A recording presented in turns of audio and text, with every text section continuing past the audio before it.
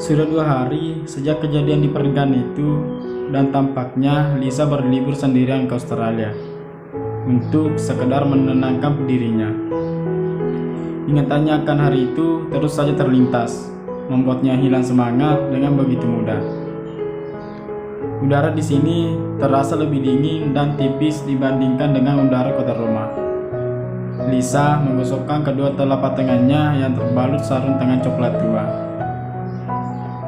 Lisa berdiri tepat di jembatan. Ia menatap hangat ke arah opera, salah satu bangunan terkenal dari Australia. Malam itu, opera tampak indah bersinar dengan lampunya yang menerangi malam. Lisa berusaha mengosongkan pikirannya sesaat sebelum ia memulai mengucapkan permohonan dan harapan.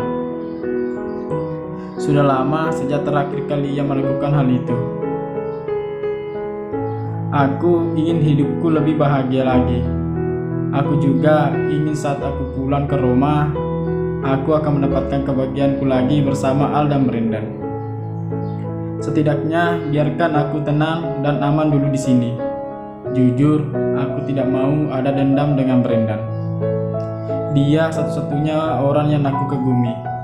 Untuk Rizka dan Aldi, terima kasih sudah menerima kejadian kemarin dengan lapang dada. Aku harap kalian bahagia selamanya. Lisa menitikkan air mata dan segera menghapusnya. Terlalu aneh untuk orang seusianya menangis sendirian di depan umum. Tak lama, tangan lembut menyentuh pundak Lisa. "Are you okay, miss?" "Oh, I am fine." Lisa membalikkan badan dan mendapati pria yang sudah tidak asing lagi untuknya. Franz, laki-laki itu, cukup terkejut bertemu dengan kakak iparnya di sini.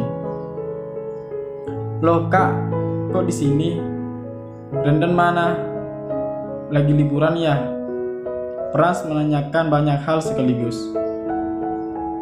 "Tidak, aku hanya sendirian, hanya ingin menenangkan diri saja," jawab Lisa tersenyum.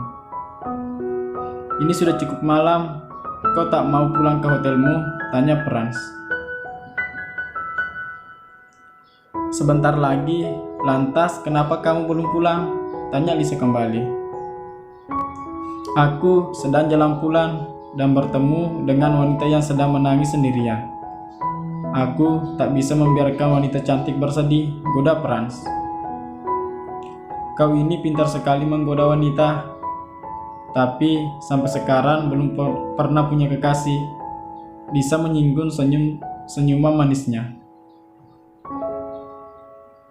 "Hehehe," Franz hanya tertawa malu. "Aku akan pulang. Bagaimana kalau besok aku menemani kakak untuk jalan-jalan?" tanya Franz. "Ide bagus. Kalau begitu, sampai ketemu besok." Setidaknya keceriaan Lisa kembali walaupun tidak sepenuhnya. "Bye." Franz melambaikan tangannya. Lisa hanya membalas dengan lambaian tangan juga. Apa yang terjadi dengan mereka?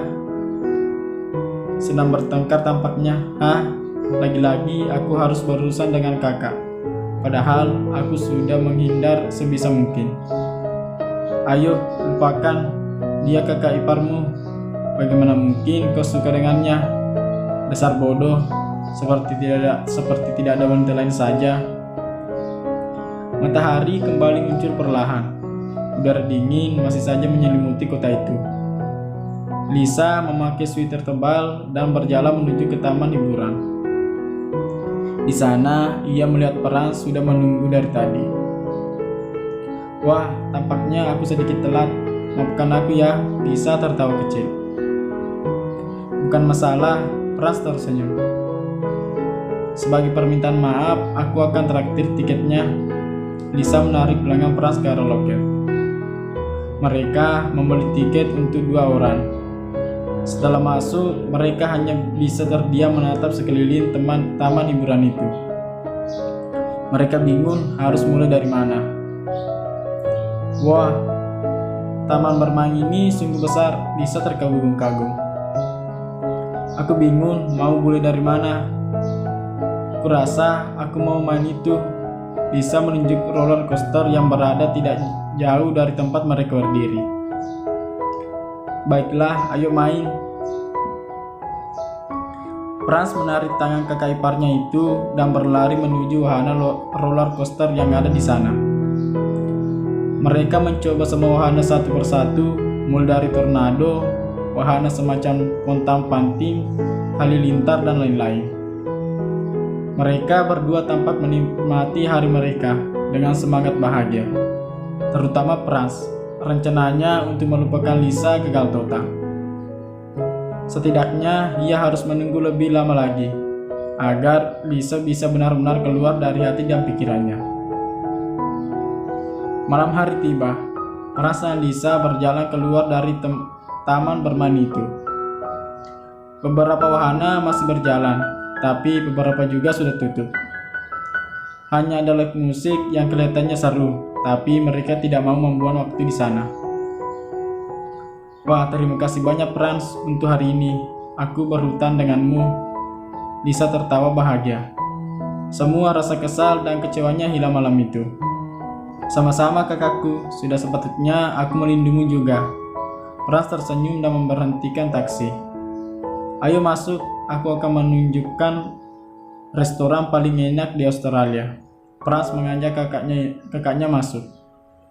Oke, Lisa tersenyum bahagia.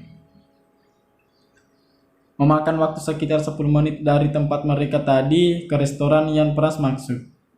Restoran ini bergaya Italia, mengingatkan Lisa akan Roma. Ia masuk ke dalam. Aroma masakan Italia yang khas seakan memaksanya untuk segera pulang. Mereka menikmati makan malam yang begitu indah.